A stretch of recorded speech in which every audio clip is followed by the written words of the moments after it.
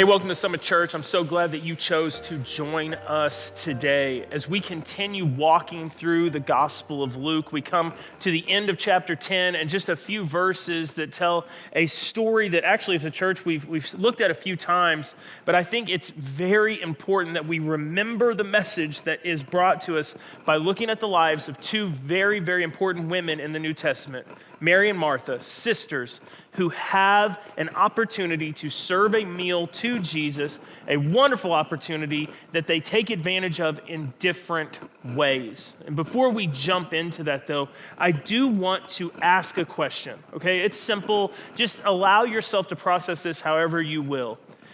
Have you ever felt like there was more to do in the day than time in the day to accomplish it?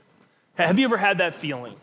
And I'm certain that most of us have at some point where you get towards the end of your day and you're like, I had so much more I had to accomplish today. I don't know where the day went. I don't know what's happening. That's normal. But my concern comes when there are some of you who feel that way every day.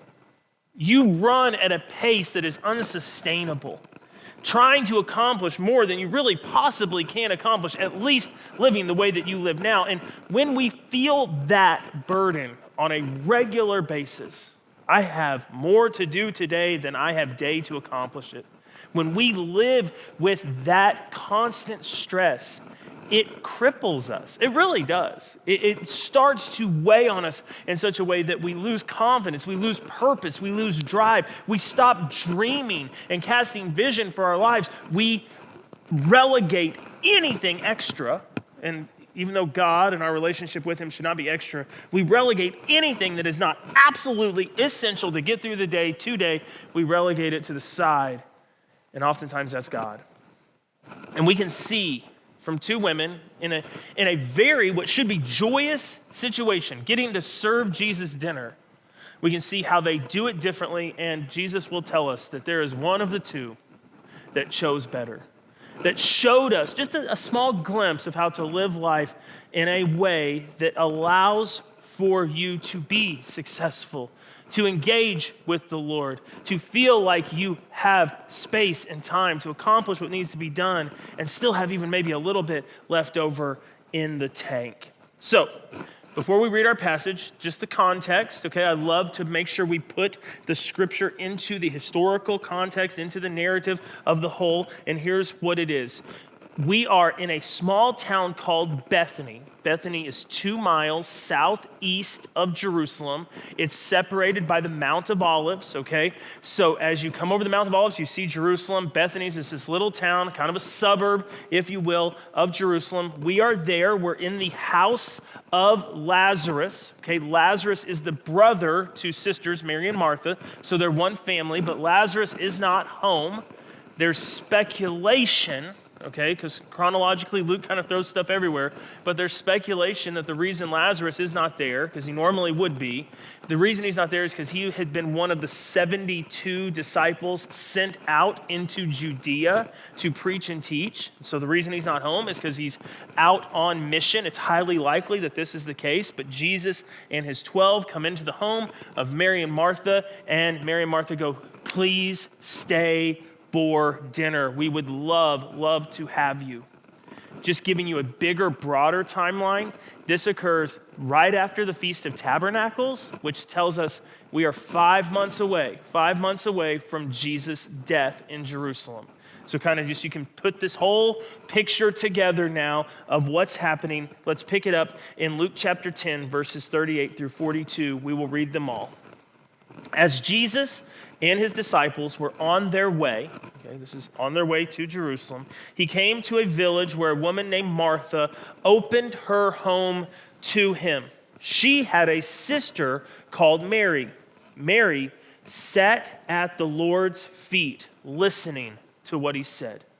Mary chose in this moment to be where Jesus was, to sit at his feet, and to glean and learn whatever she could from him. Verse 40, but Martha, she was distracted by all the preparations that had to be made. Jesus and his 12 have just come to dinner, and you want it to be perfect.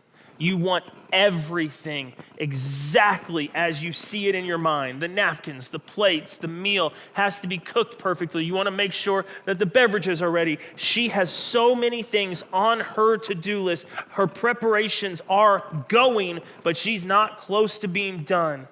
She came and she said to Jesus, she asked him, Lord, don't you care that my sister has left me? The verb there literally means abandoned me. We were working together great, and then she just bounces. She just left me to come sit with you, and I'm in the kitchen doing all the work. She abandoned me. Tell her to help me. Now I love this. You kind of see sisters squabbling here, right? Hey, Jesus, okay, she's not going to listen to me. But you need to tell Mary, get up, get her apron back on, and get in the kitchen. And the Greek there literally means tell her to do her fair share. It's not that Martha's wanting to swap places. That would have been one thing. Hey, Mary's had her time to sit and listen to you. I want my time to sit and listen to you. No, Martha's heading straight back to the kitchen also. She is just coming in to disrupt whatever Jesus is teaching and talking about and to say, get Mary back where she belongs. She has the carrots to still do. She's in charge of the potatoes, and this lamb is not going to cook itself. Get her back in the kitchen to do her fair share. Jesus responds in verse 41. Martha, Martha. This is not loud. This is not in anger. This is possibly spoken with a smile. Martha, Martha, breathe. Calm down. Okay? We good? Look, you're worried. You're upset. You think this dinner is the most important thing in the world right now. You think everything has to be perfect. You're mad at Mary for leaving you in the kitchen while she came and sat out here and talked with us. I get it. There's a lot of feelings right now. A lot of emotions going on. You're worried. You're upset about many things. That to-do list, all the preparations, what has to be accomplished still today. You're worried and you're upset about many things. But only one thing is needed. There's just one thing that is needed. And today we need to make sure that we understand that truth. In the midst of chaos, in the midst of our life, there's only one thing that has to be. There's only one thing that's needed, and Mary has chosen what is better. You're doing good work. What you're choosing to do is fine. You're choosing to serve a meal to your house guests. There's nothing wrong with that. But when you have two things to choose from, being in my presence, sitting at my feet, or cooking dinner, Mary chose what was better. She chose the better option there. And it will not be taken away from her. You've made a simple request for her to get up and come back in the kitchen. I'm not going to make her do that. It's not how this day is going to end. She chose what was better. And I can see you're upset, but this is just simply how it's going to have to be. We read this passage and we immediately associate with one of the two sisters. Some of you totally get Mary. You're like, yeah. Can't stand those people that are always just going 100 miles an hour. You need to just chill. You need to chill. You need to see the opportunities in front of you. You need to take advantage of it. Can't be living your life super planned out, super stressed out, super maxed out. No, you've got to just relax. Others, you see Mary and you go, without go-getters like that, our whole world would fall apart. It's people like Mary that just cause this whole world to be lazy, out of touch with reality. Martha's the true one. And I can't believe that Jesus would say that Mary chose better than Martha. Martha's the one getting it done. Martha's the one earning gold stars left and right. Come on. Wait, I don't get what Jesus is saying. We associate with one of the sisters based on our personality, based on how we choose to live our life, based on what we prioritize. So today, you might be a Mary, you might be a Martha. But I think it's important that we understand what Jesus is trying to teach us by relaying this story about two sisters. Most preachers will take this passage and say that the point, what Jesus is trying to say is that those who get it right choose to sit at Jesus' feet. Now, Mary was doing this literally, And I don't think it's a literal thing. I think it's a posturing thing. But Mary would, at least 2 more times in Jesus' life, find herself at his literal feet. So there may be something to this. This is the first time that Mary finds herself at Jesus' feet during this dinner party. 2 months from now, Mary will find herself at Jesus' feet as Jesus comes to the same home, this time sad, weeping because his friend and their brother Lazarus is dead, has been dead for days. Jesus did not come immediately when he heard that Lazarus was sick, and Mary meets Jesus on the road, not yet to the house, falls at his feet and says, if you'd come sooner, my brother wouldn't be dead. She stops the funeral preparations. The funeral lunch is put on hold, and she runs out and she meets Jesus because he's there. And then finally, it would be Mary in the last week of Jesus' life, in the midst of chaos, as Jesus keeps telling his disciples, I'm going to be arrested, I'm going to be betrayed, I'm going to be crucified, it's happening now. Mary comes in and she pushes through the minutiae, she pushes through the noise, she pushes through to Jesus' feet, and she anoints them with this very expensive perfume. Mary kept finding moments to be at Jesus' feet in her life. That just seemed to be her rhythm. And while I think we can say, okay, we need to figure out to be more like Mary because she's the one who chooses better how to be at Jesus' feet, there's a bigger question that must be asked. How do we spend our life at Jesus' feet? Well, I think we look and see, what does Mary do better? It's not just that she stopped working. It's not just that she sat down.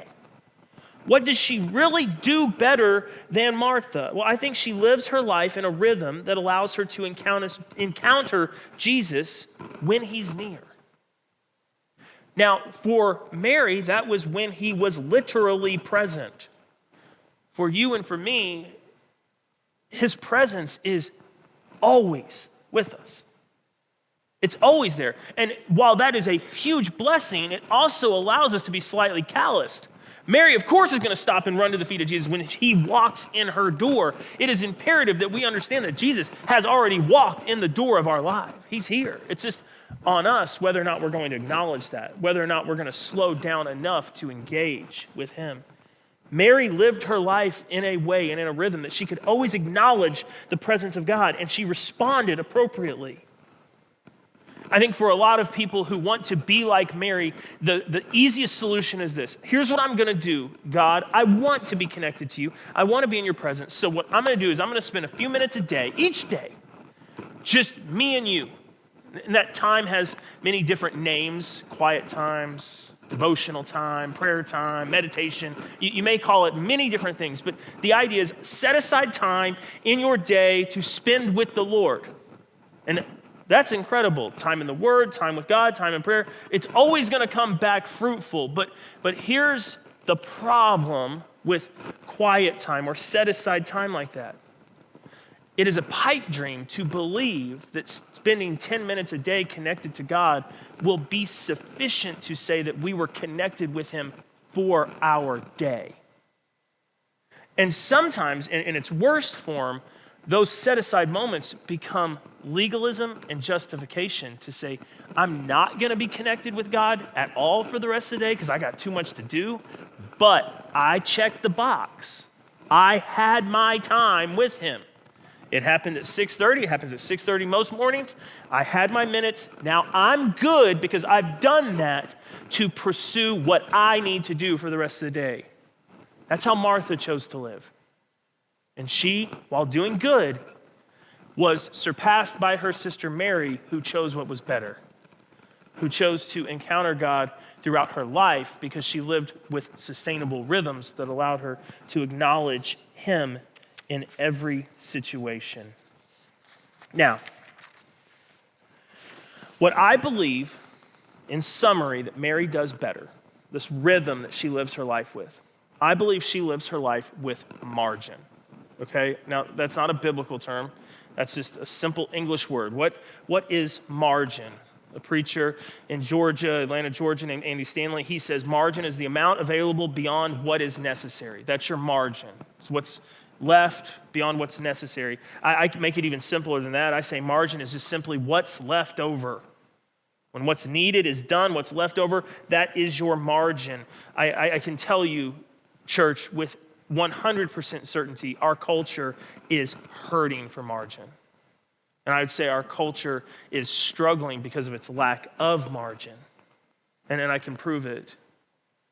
How many people do you know, maybe including yourself, that live a life with some level of stress constantly? Who's stressed out?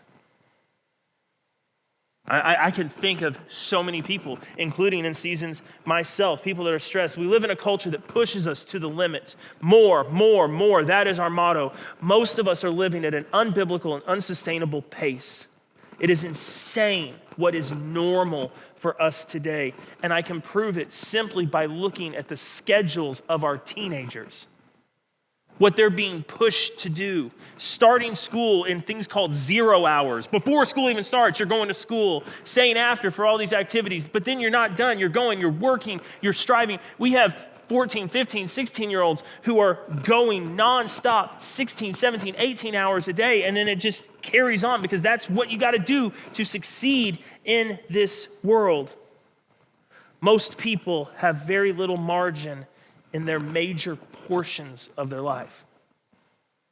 And that's not sustainable. That's not healthy. That's not how Mary chose to live her life. So what do? Well, you start by scheduling margin. That's the first step in establishing rhythm in your life. It will allow you to encounter Jesus in your normal situations. When you leave a little bit extra in all the areas of your life, when you choose to do that, and you have to be intentional with it, when you choose to do that, that will give you space to connect with him. Margin gives us a chance to disconnect from the pace, the pressures, and the driving needs of this world so that you can connect with God. We must, and I'm going to say this a couple times, we must disconnect in order to connect. This is an interesting illustration, but I want you to track with me.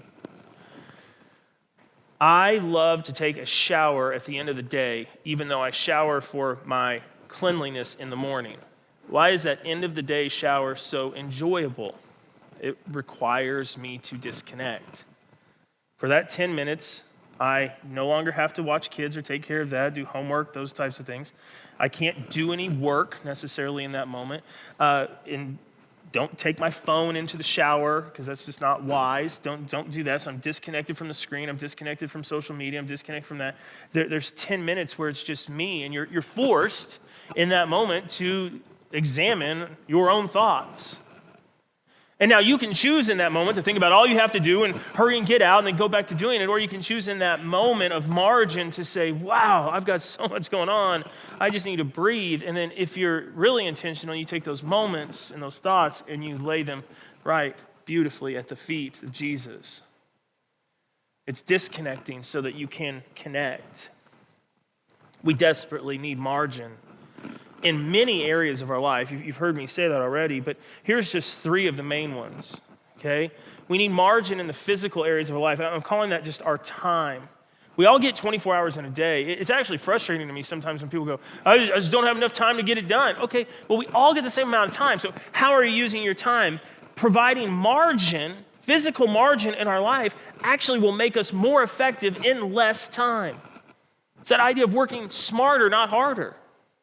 How are you allowing there to be time scheduled in your day for margin? The healthiest people in the world, the most successful and effective people in the world know the truth of this. You have to give yourself buffer throughout the day. You have to. And you're like, no joke, Todd, I just can't. No, that's an excuse. Of course you can.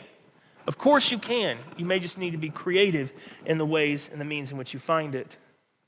The second major area of our life, financial margin. I'm not going to go into this. This needs to be a whole nother talk, but I just want to make one observation. How much less stress would you have in your life if you knew at the end of every month there would be some left over? You paid it all. Everything's paid. Everything's done. Everything's out the door. And there's this little amount of money left. By definition, that's margin. Now, you go, well, Todd, you don't know all the bills I have. No, I don't, and I'm not an accountant. But I do know this.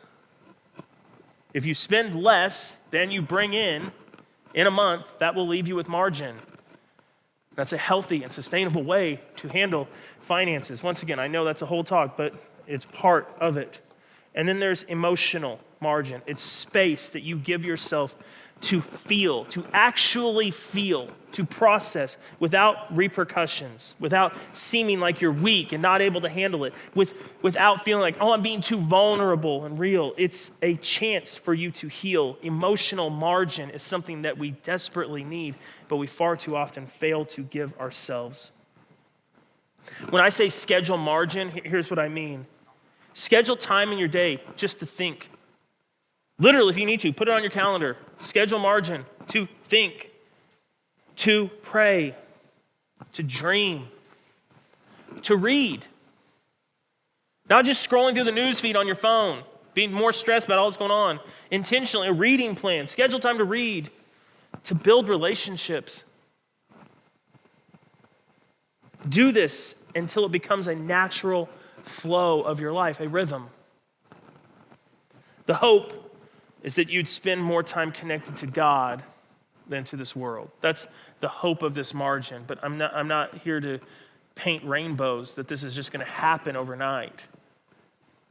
Allowing there to be margin in your life will create consistent and sustainable patterns and rhythms that you can then choose to use to connect to God. But here's 3 truths about margin that I think will motivate you to at least examine, look at this, and try. Number 1, proper margin decreases stress. It just does. From those 3 categories that I've given you, time, finances, and emotional margin, it will decrease stress in your life. Number 2, proper margin increases relational effectiveness. The most busy, stressed out, overworked people in the world feel like they're on islands and they're all alone. And that's because relationships take time and effort. It takes intentionality. It takes margin in your life to be there for someone else. Many of us have eliminated all that margin, so we've by default then eliminated the relationships that we need to feel like we're in this with someone else. If you find yourself alone, if you find yourself kind of hopeless and helpless, you probably need to take a look at the margin in your life, the intentional time that you're spending in relationship, and therefore its effectiveness. And then 3rd truth is that proper margin allows you to function as you were created. I don't think being godly, I don't think being the creation that God intended for you to be means killing yourself by working and striving for things that don't really matter. Margin will allow you to function as the person God created you to be. You disconnect so that you can connect. You feel the rhythm of a life spent choosing what is better. Truly spent, lived out, choosing what is better. Since I believe that Jesus is what is better, what part of your life that you're currently prioritizing over Jesus is really more important than him? Just sit in that for a moment. What part of your life, and it could be a great part, your job could be great, your kids could be great, your marriage, all these things are good things, but what part of your life are you currently prioritizing over Jesus, when in reality, as important as that part of your life is, it's not more important than him.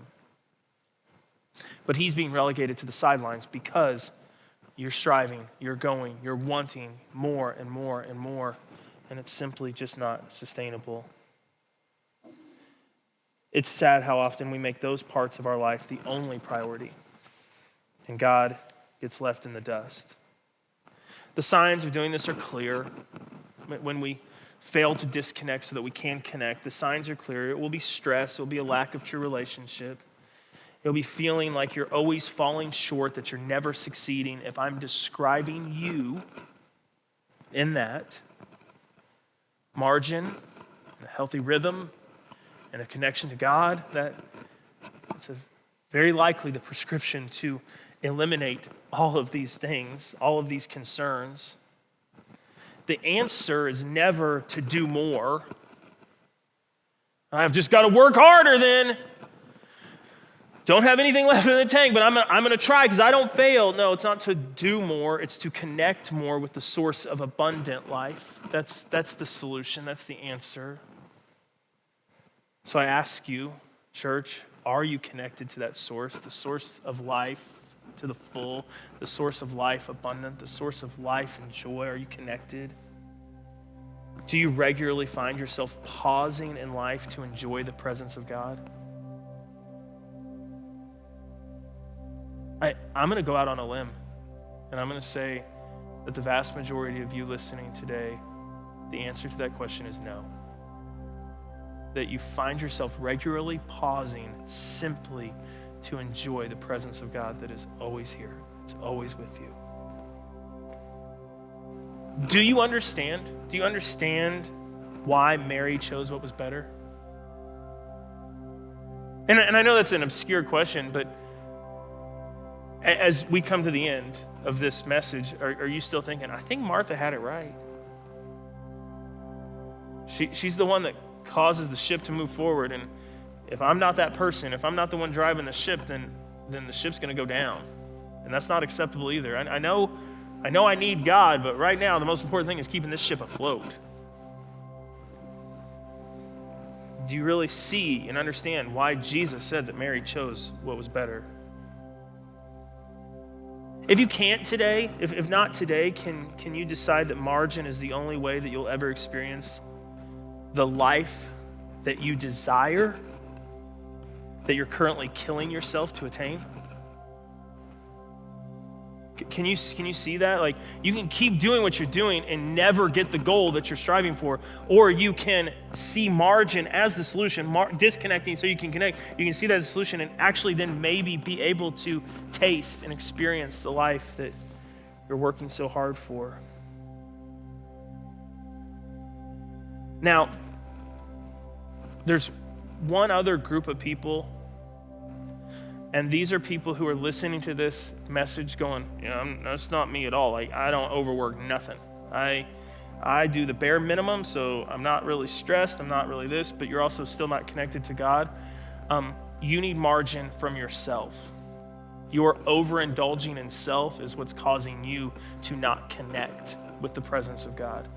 And so you need margin from you, from your free time, from your pleasures, from your desires, from your doing whatever laziness you want to do and makes you the most happy and feels like it makes you the most content. You need margin from that. I finished with Psalm 46, verse 10. And it's a beautiful passage to govern what I think should be our beautiful response to the presence of God. And it says this: be still. Disconnect. Stop. Be still and know in your mind. Allow your thoughts taken captive and know this. Know that I am God. Know that I will be exalted among the nations one way or another. That's going to happen. So you might as well get on board with this now. Be still. Know that I'm God. Know that I will be exalted among the nations, and I will be exalted in this earth. I will have my place in your life one way or another. And church, it is my honest prayer for you today that the way he will take that exalted place in your life is through you allowing him to have it. Through you in faith choosing what is better. Through you living a life with margin and rhythm that allows you to acknowledge his presence. That you would disconnect from this world so that you could connect with him. That you would be still and know that he is God, that he is all you need. Father, help us in the midst of our crazy life, in the chaos that consumes us. Help us to seek you out, to rest in you, to trust in you, to be still before you, and allow you to fill us, fill our deepest parts with your power, with your presence, with your peace, with your joy, with your love. Allow you, God, to lead and guide our lives, to sustain our craziness. And God, make it for your glory. We need you. We want you. It's in your name we pray. Amen.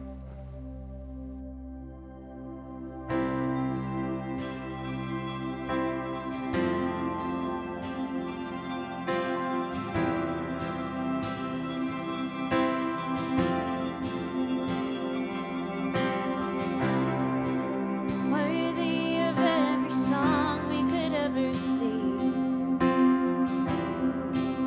worthy of all the praise we could ever bring.